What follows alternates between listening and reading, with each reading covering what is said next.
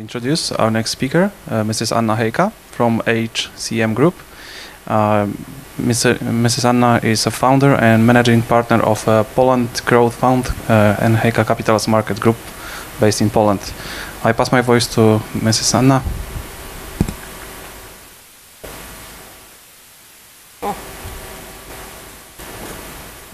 It's a pleasure to see you. I see that they have this prepared a trap for me. If I walk too much and I like walking, then I'll fall down. So if it happens, or if I'm close to the precipice, please let me know. Okay, great. I always like to know who I'm talking to. So if each of you can stand up and in a loud voice, because you don't have a mic, tell us why you're here.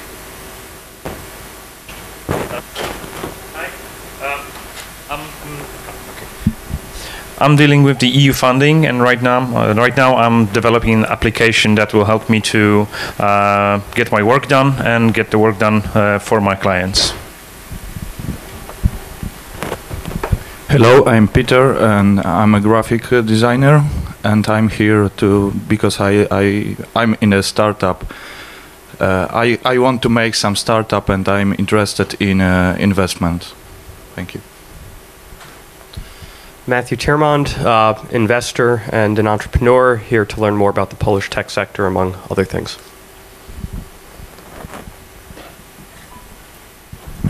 Grzegorz Borowski, InfoShare founder. I just wanted to let you know and talk a little bit later. Hi, I'm Olga. I'm working for Microsoft.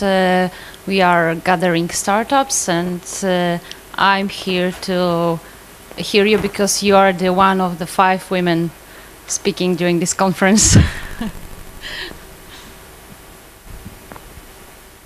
Hello, my name is Marcin. I am owner of great startup Procesio, and I find your interesting investment criteria. Thank you. Hello, my name is Karol. I'm in Intel Capital working with Marcin, so I'm kind of curious about your presentation. Hello, my name is Marek. I'm a financial analyst. I'm interested in the criteria of venture capitals. Hi, my name is Marcin. I'm developing the platform in the field of second screen TV, and I'm pitching the investors for the last few months. Hi, my name is Łukasz Wróbel.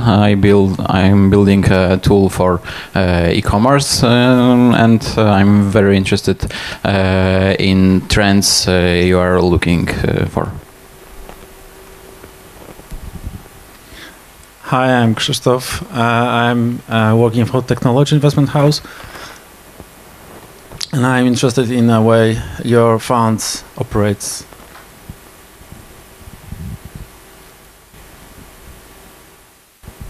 Hello, my name is David. I'm from European Venture Investment Group, and I just want to see your presentation. Hello, my name is Damian. I'm also from European Venture Investment Group, and I just want to also see your presentation and know you better.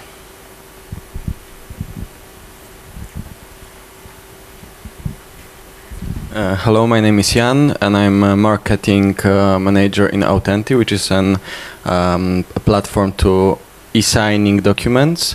What I'm interested in is we'll probably go through some financing rounds. So I would like to know your criteria, and this is what thank you.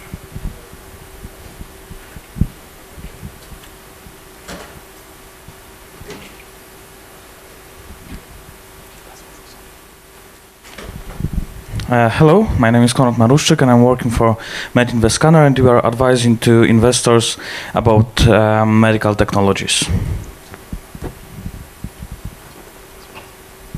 Hello, my name is Tomasz Grzechnik, and I'm a founder of ECV.pl, and I'm looking for an investment. We're in the HR business. Hello, my name is Paweł. I'm creating a startup with my friend. and we want to know more about getting funds for this project.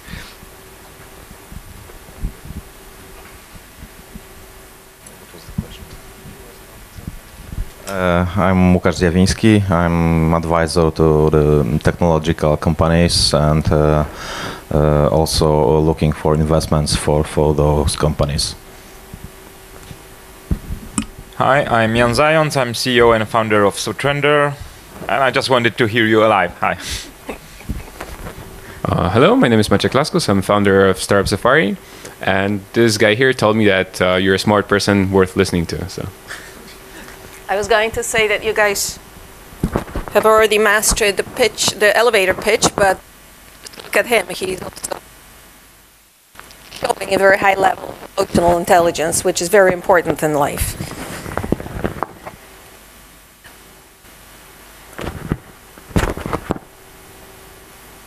Who else?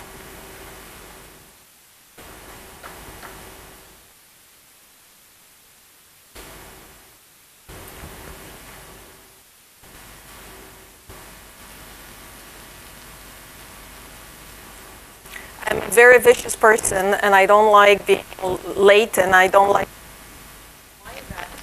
So I'm just torturing everybody, and given that you're the latest, oh no, somebody is going to save you. Okay. I'm going to have a test for that person in a second. Okay. Go ahead. I'm very sorry. Just the previous speech was a little bit delayed. Well, I'm about to start a startup, thinking of going global rather than local market, and well, That's fine. Thank you.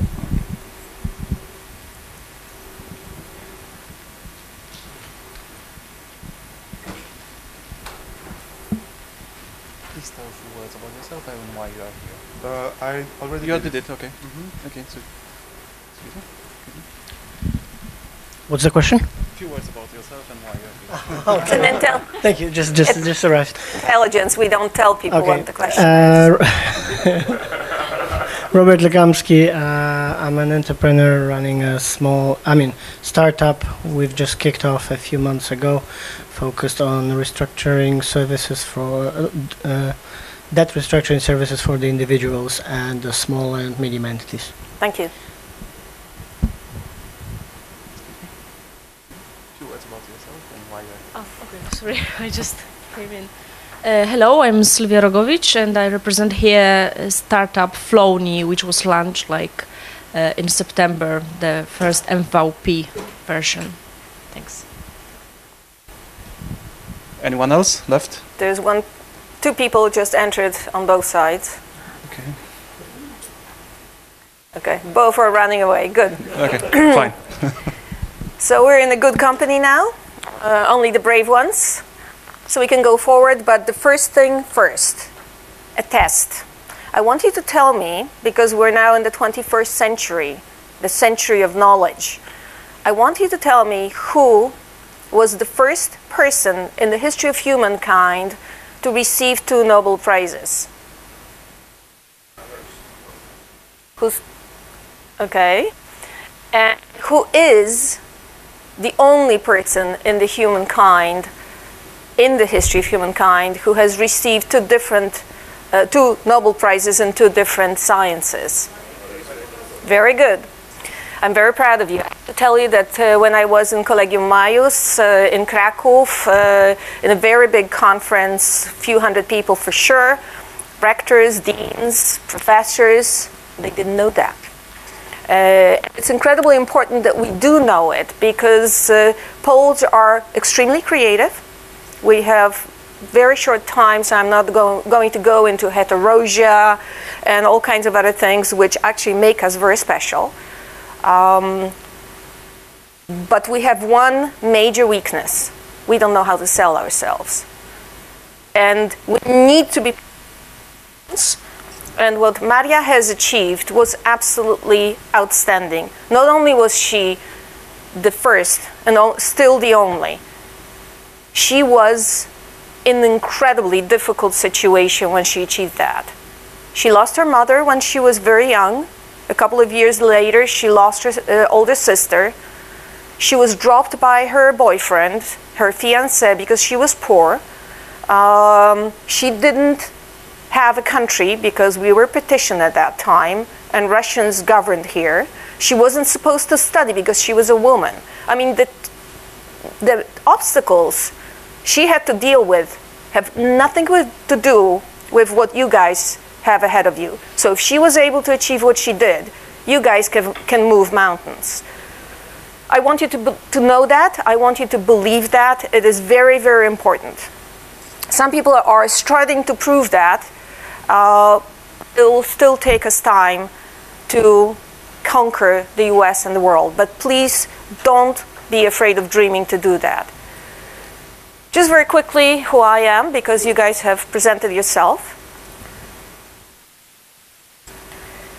And let's now start talking about an investment fund. We're supposed to talk about the criteria, so first we need to understand what an investment fund really is. Everybody uses banks. We understand that. We give banks money, and we feel relatively secure.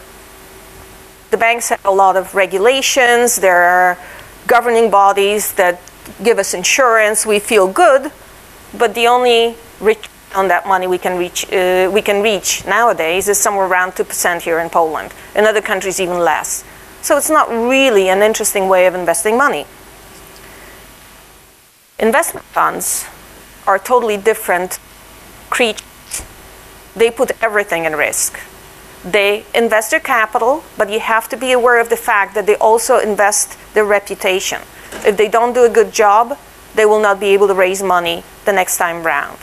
So when you are actually negotiating a term sheet or an investment agreement with a representative of an investment bank or of an investment fund, please remember that they are responsible for money they received from their investors. There's a lot of responsibility involved in what we do. Therefore, the return has to be fair, especially that we invest at a relatively early stage or very early stage, so the probability of failure in many of our portfolio companies is relatively high. So we need to make sure that we actually do deliver the right returns for our investors. But the good thing is that if we achieve a high return, so will you. We have a buy and build strategy, which means that we get very, very deeply involved in supporting the companies in which we invest. We strengthen the teams, we optimize and pivot the business model if necessary. We introduce our portfolio companies to new distribution channels. We talk about new target groups.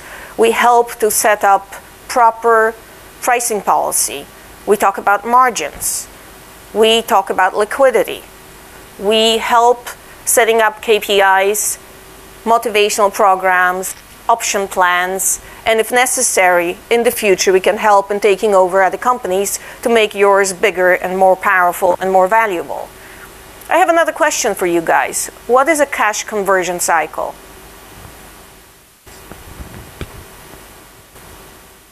Nobody knows what a cash conversion cycle is?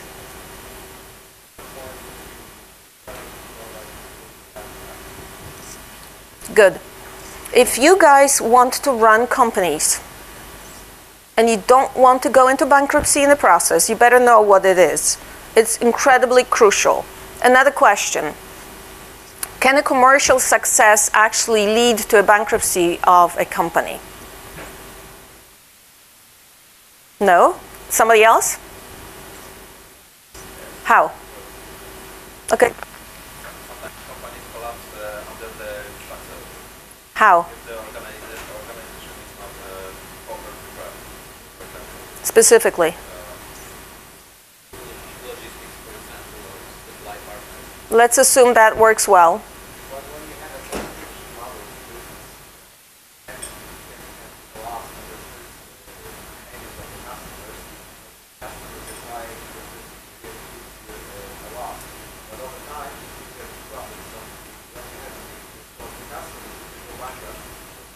Do you hear what he's saying? Can we make sure that the people that respond to my question, Mike? not to make it much longer, what you have to remember is liquidity. Quite often, founders of companies, especially at an early stage, don't want to give up too much equity, which is understandable. And they try to raise as little money as possible just to survive, but they forget about working capital needs. They forget that the quicker they grow, the bigger the working capital needs, unless the cash conversion cycle is negative, which happens very rarely. So what happens? Let's say you have producing something. You have to spend money on getting the semi-products, raw materials, pay your programmers, whatever it is. Let's say you finish the product. Usually you don't sell it right away. You keep it in your inventory. Days pass. Again, you have to pay for it. If you happen to be Novostil that produces chairs, this is a company that just won the first prize in the E&Y contest, these chairs may be quite expensive to keep. Then, lucky you, you've prepared an invoice. And what happens? How quickly do you get cash? 30, 60. If a hypermarket is your client, it may take even half a year. Which means that during all this period, it's usually around 30 days, let's say, you have to finance your sales. You're increasing scale. So the bigger the scale, the bigger the hole that will devour your cash. And if you're successful commercially in terms of increasing your scale, but you don't have enough liquidity, enough money to be it yourself, you're doomed. That has happened many times in the past. So we're the kind of people that can help you go through these and many other problems, explain things that you're not even aware of, make you aware. We have what my partner in Silicon Valley, Mark, says, big data analytics abilities. Yes, what many years ago we were calling feminine intuition really is big data analytics, pattern recognition that happens in our mind. So if we have a lot of experience, if we've gone through a lot of negotiations, many events in our life, we can in a split second judge things much more correctly than somebody else analyzing things to death for months. And this is an incredibly valuable support. Case much more valuable than the money we will give our portfolio companies. The key thing, and again, many entrepreneurs are not aware, is that once we agree to work together, it's a long-term relationship. It takes several years. And therefore, it is incredibly important for you guys to understand it can be a beginning of a very beautiful friendship, but it can also be the last nail to your coffin. If you're unlucky and you haven't done your due diligence because this is your obligation, you may get into a long-term relationship with a very toxic person that will actually lead to a bankruptcy of your company because he or she will try to steal it away from you. Many people don't know it. And if you talk to many of them, you'll find out that this is a very big sin. Because most people already understand, most entrepreneurs understand that the fund, people like us, have the obligation to do the due diligence of their company. But many of them don't understand that they have the same obligation to themselves and their employees and their previous shareholders, investors, to do the due diligence of the fund that they want to work with. So if you ever talk to a fund, please make sure that you talk to the portfolio companies they've invested in, not only the ones where they had successes, but also the ones that went bankrupt. And try to find out why. Because sometimes it's a force majeure. It happens. But sometimes it's really bad acting, which leads to something like that. And check the proportion of troubled versus happy portfolio companies. It is critical for your survival.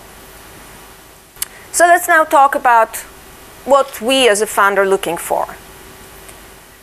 First of all, when I talk to people, I want to make sure they like Sun Tzu. Do you know who Sun Tzu is? That's right. A guy who lived in China around 2,500 years ago. Surprise, surprise, human nature hasn't changed at all. If you read Niccolo Machiavelli, if you read Sun Tzu, people like that, you'll find out that their advice is incredibly valid nowadays.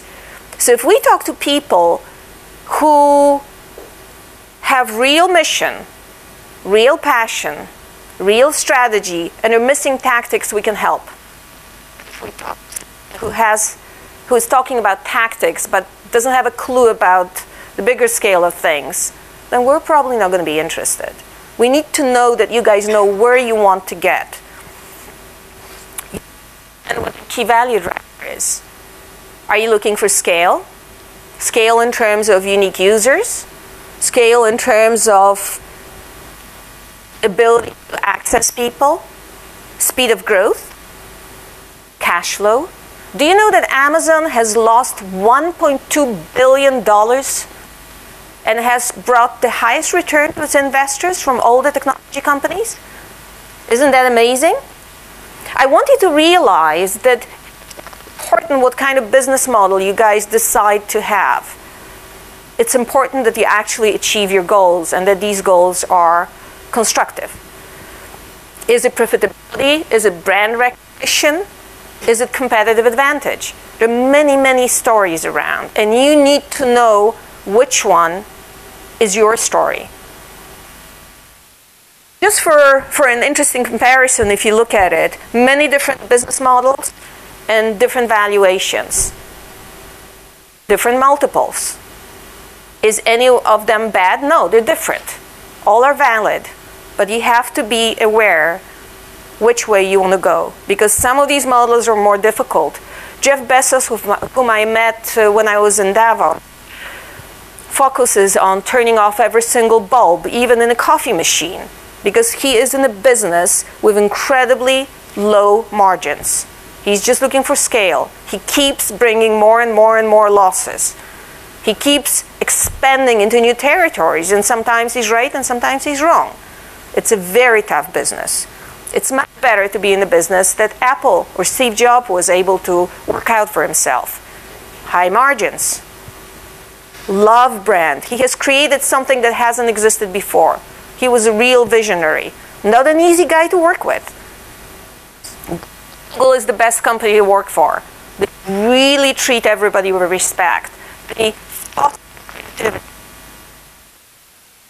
Another business model. Also working.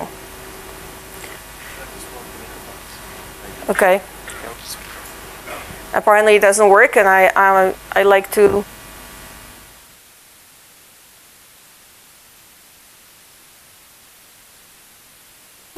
Maybe I'm moving too much. But anyway, so here, if you look at this graph, you will see an interesting thing. From an investor point of view, it's not only what company we invest in, but the timing and the terms. Because Facebook, in theory, is doing a great job. They have 1.35 billion unique users. But the return for the investors is barely a little bit above 1 times. When Amazon, losing money day after day after day, has brought an incredible 240 times return for their investors. So again, when you negotiate with us, have in the back of your mind that we need to bring return to our investors. That we're not being vicious, that we're not being nasty, that we don't want to take advantage of you, unless you're dealing with a bad investor, that happens. But that we need to make sure that we are being rational from our point of view. Another important thing, corporate culture matters. I have a lecture about that. And the interesting thing is that when they did the study, for many years, from 1997 to 2013, they have found out to their surprise that companies that create good corporate culture bring a return which is twice as high as an average. So it's worth making sure that your employees and your clients are happy, because they are your best evangelists. They're the ones who are credible when they go out to the market and say, listen, guys, we have the best company, we have the best product. Advertising doesn't work anymore. So take that into account as well. and never, ever, ever, ever give up. I don't know if you know the story of Airbnb. Okay, good. You guys need to be brave because otherwise you're going to miss some information. Imagine two guys that didn't have enough money to be able to sleep. They didn't have a roof over their heads. So they came to a conclusion that if they rent an attic and then rent space for sleep for other poor souls like them, they will be able to make it. But they didn't have money to buy furniture. So they bought air mattresses. Airbnb means air, bed, and breakfast. Because they thought, okay, the attic looks so horrible, the air mattress is not very comfortable, so at least we'll give them breakfast, we'll give them cereals. But they were still having a lot of trouble surviving. And then there was a democratic convention, so they decided to put slogans about different candidates and started selling cereals. And at some point of time, the revenues from cereals were much higher than the revenues from renting space. They were very, very close to giving up. Today, they rent more nights than the whole network of Hilton hotels. And in April this year, the company was valued at $10 billion. If we talk about what's up, Jan Koum was a guy who came to California with his mother and had to use food stamps because they didn't have enough income to survive. When he created What's Up, he was creating something totally different. He wanted to have a status report for smartphones. And then suddenly, people started using it for something else. It went viral, and now he has more than 600 million users. So again, be open, be close to your clients, pivot if necessary. This is the only way to create a really valuable company. Do you know Rovio, Angry Birds? Do you know that this was their 63rd game? And all the other games didn't really make it? I mean, they were kind of surviving, but nothing big. And the next two games, when I talked to them around a year ago, also weren't that great. But when they went to Russia and started selling drinks because they went into merchandising, when you have a really strong brand, it's worth doing everything under that brand. So they were selling a soft drink. And in the first week, they were selling more drinks than Coca-Cola and Pepsi-Cola combined.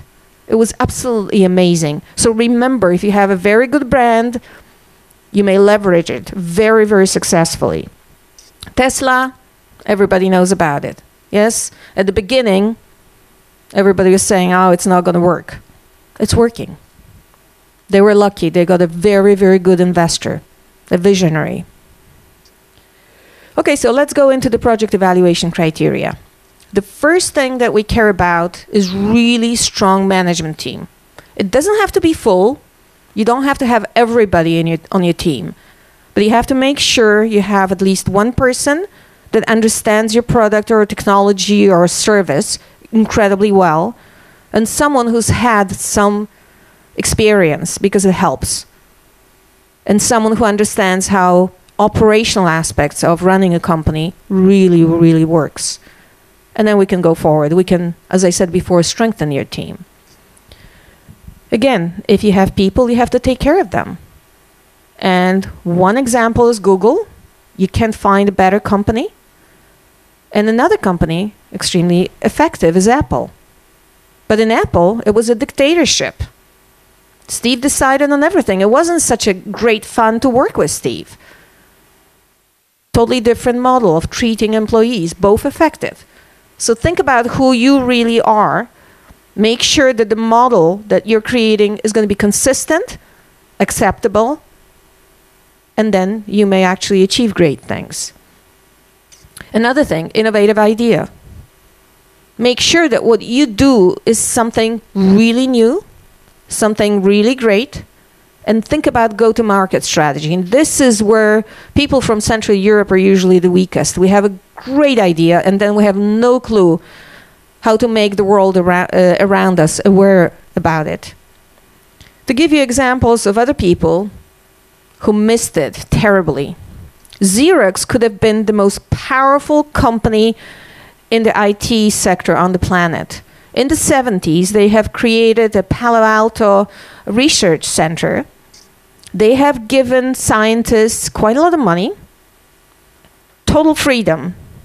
And these guys have invented basically everything we're using today. Graphic user interface, mouse, everything you can imagine. And what happened? Xerox didn't take advantage of it. They were run by people that didn't understand technology. They were just focusing on making printers. And Grid Systems created the first laptop. Silicon Graphics was created. Steve Jobs came around. Microsoft stole some of these ideas. Adobe was created, and many, many other companies that actually were able to take advantage of the very hard work and a lot of money that Xerox put into these developments. Totally wasted from a Xerox's point of view. They didn't know how to commercialize it. And they were Americans, so it's not only Poles who can make these types of mistakes. Nokia. This was a company that had a real power, incredible market presence. Everything looked great. And suddenly they almost disappeared from the market. Why? They thought that their brand was so powerful that they didn't have to do it. And they also missed the ability to commercialize some of their very good R&D products. Tesla. These guys seem to know what they're doing. So it's very important that if you have new ideas, if you work with some really smart people, you need to know your go-to-market strategy. Otherwise, even if with the best idea in the world, you're going to die a very sad life. And making mistakes is all right. You learn a lot from them. But it's a waste of time. It's better to be successful. Another thing, a good time for investment. That's important from our point of view, but it's also important for you guys. Because if you're Xerox and you're creating an IT technology in the 70s, it's going to be very difficult to monetize on it. Because they were, in a sense, too early. So make sure that your total addressable market is big enough. Make sure that your growth is there, that the market is really growing, that you're fulfilling a real need. You're solving a pain that's there. Because only somebody like Steve Jobs was actually able to sell products that people didn't know existed. But to be able to do that, you need to have an incredible charisma and incredible network. And very few people can do that. He was special. It's important from our point of view whether you already generate revenues, whether you're close to break even, because it creates a certain level of safety for us. We feel better because you have traction. You've proven yourself already. But if we find something which is really special, if we believe in the team, we can go at a very, very early stage prior to having any revenues. Again, Facebook, a huge market. Apple. Android has overtaken the market in terms of smartphones and tablets, yet 63% of all the revenues from apps are still in Apple's hands. So think about your business model. And then an exit strategy. We need to make sure that we have several possibilities for exit. And one of them, I like to think big, is Alibaba, the biggest IPO in history. And we certainly can help with that because we have a lot of partners and mentors in the US. And another one is WhatsApp, Jan Koum, a guy that didn't have enough money to eat. He's now a very important person at Facebook, earning $1 million per annum. And he has received approximately $2 billion. The company was valued at 22. Strategic investors are hungry. When you become a very large company, you lose your creativity. You lose your ability to be creative. Google is working incredibly hard to maintain that, yet they're buying approximately 100 companies per annum. When you're small, you're nimble.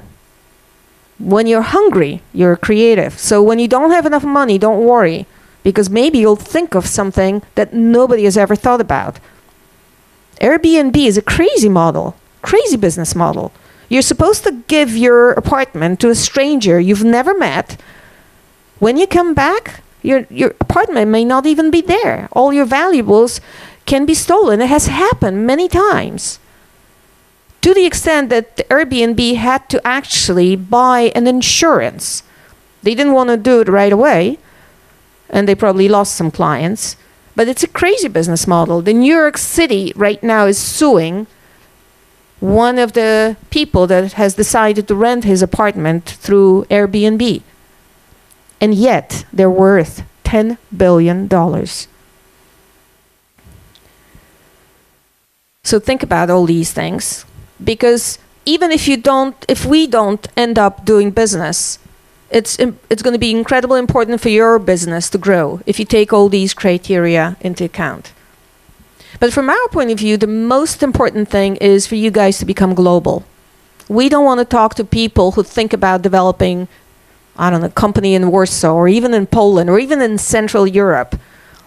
Because the same company in Poland is worth 5 to 10 times less than a company in the US, just because the company in the US is perceived to be a global company. And we, here in Central Europe, can learn languages quickly because Slavic languages are difficult. We can be very creative because we have to survive in an environment which is still very, very difficult. So we certainly have the ability to reach our global potential. We live in an accelerating technological revolution that has changed the paradigms of media, power, and the economy. I don't know if you're aware of it, but do you know how Obama became the president of the US? Social media and Oprah Winfrey. A lady who's an institution, who as a girl was raped many times by lovers of her mother. She is an institution, and she's probably the richest black person or black woman or whatever, one of the richest people in the US. So it doesn't matter what kind of problems you've had at the beginning of your life or later in your business life. If you're focused, if you're doing something which is your passion, you're going to win, for sure. Just don't give up. Psychological studies that have been done prove that if you do something which you love, you don't know that you're working, and therefore you're spending many more hours. And once you spend 10,000 hours on something that you love, you become a master at it. You're going to be the best in the world. And if you are, and if you know how to sell yourself, eventually you're going to make it big. Therefore, we have created a global fund. We have created an ecosystem which can effectively support our portfolio companies because we have partners, venture partners, mentors in the US, in Europe, in Israel. I just came back from the United Arab Emirates. We are developing links in South and Eastern Asia because whatever our company will need, we're going to be there to support our companies. We have good relations with different corporate players, with different VC funds. We have more and more Ukrainian people getting in touch with us, who may be a very big asset for some of the Polish companies. And we know how to do an IPO of a company because we've done it in our past lives. So we can be really helpful in helping you building the value of your company. We're in many places in the world today, as I already told you. We have personal relations with many of these corporations, with these American VC funds, who we will invite into a next round of financing of our portfolio companies. And again, just their presence alone may increase the value of the company. Because it's not the real risk. It's not the real value. It's the perceived risk and value that really matter.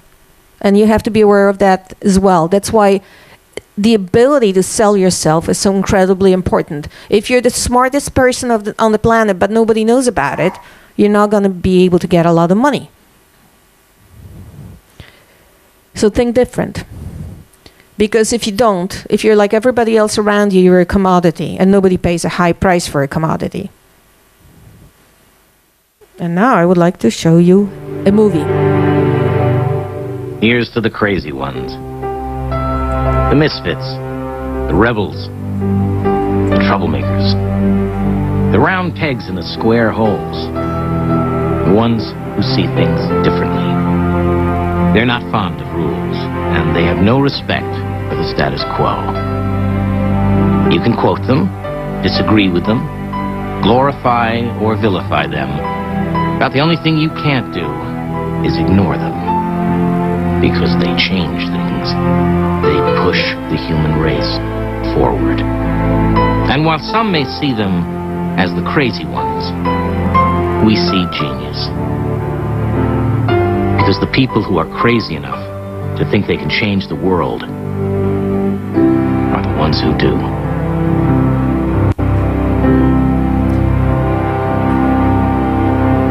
These are the type of people we want to work with. And I wanted to show this to you because this is an advertising of Apple. Are they advertising a product?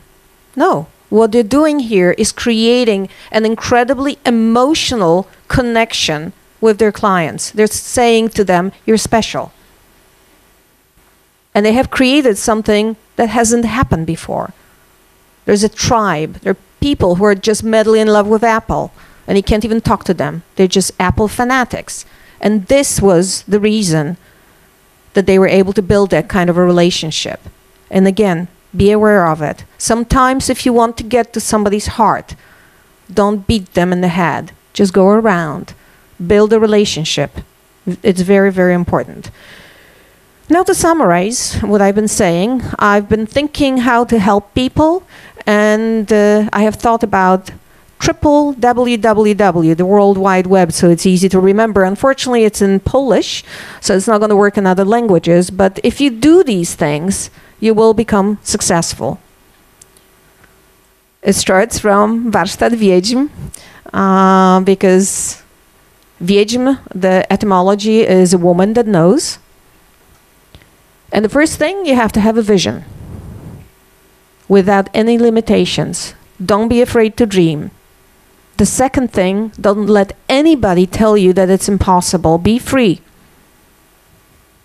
The third, you have to believe in your final success. It will happen if you persevere, for sure. The next, never give up. Be knowledgeable. Do things you love, because that's the way your brain works. That's the way we're wired. And do something of value, because otherwise you're not going to succeed. Make sure you always have in your mind the needs of your clients. That is very, very important. If you do, you will have a similar relationship that Steve was able to build between his clients and Apple. And the last thing, remember to cooperate with your employees and with your clients. Participation is the best method to beta test your ideas, your products, your software, whatever it is.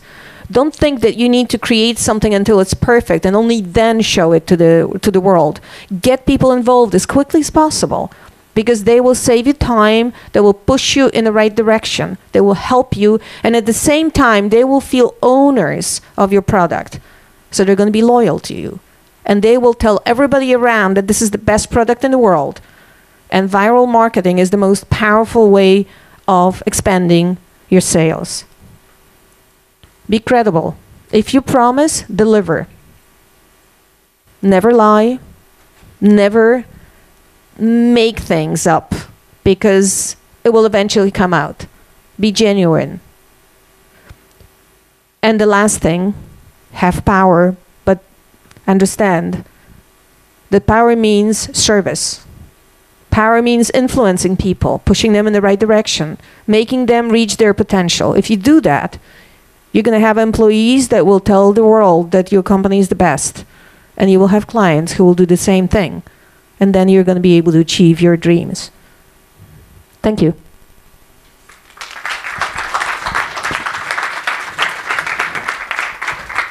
Thank you very much for the speech. And do we have any time left? Nope, actually, late few minutes. Okay. It's okay. I don't know if you guys have any questions. We'll just push the limit a little bit, as I told you. Go ahead.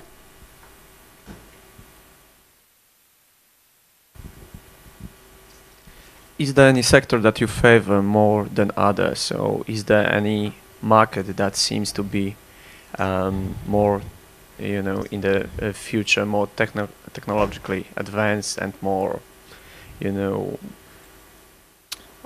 more mature or more prospective than others? We have no limitations in terms of sectors, basically, but we look for companies that we can scale, for companies where we can increase value, I don't know, 10 times, not just 20%. We look for companies that, apart from being scalable globally, can have high margins.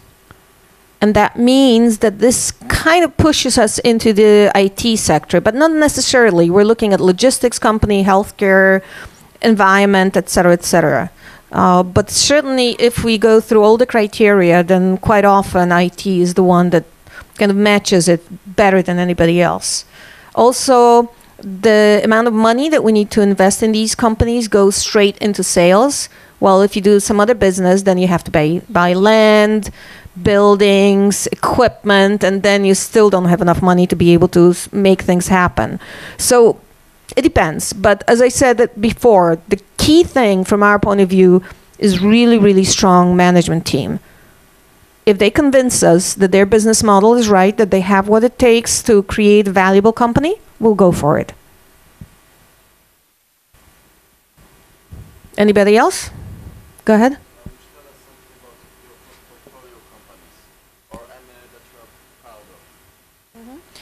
We have just started our investment activities.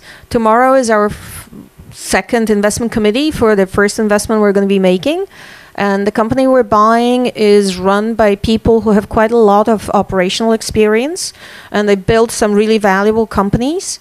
They have very, very good international network, and that creates a lot of goodwill because these people have committed themselves to support the company. And it's a combination of SaaS, e-commerce, social platform, and big data analytics. And we like the company very much for the time being, and we're going to be doing everything to support it in its global expansion. Okay, thank you very much for coming. Bye.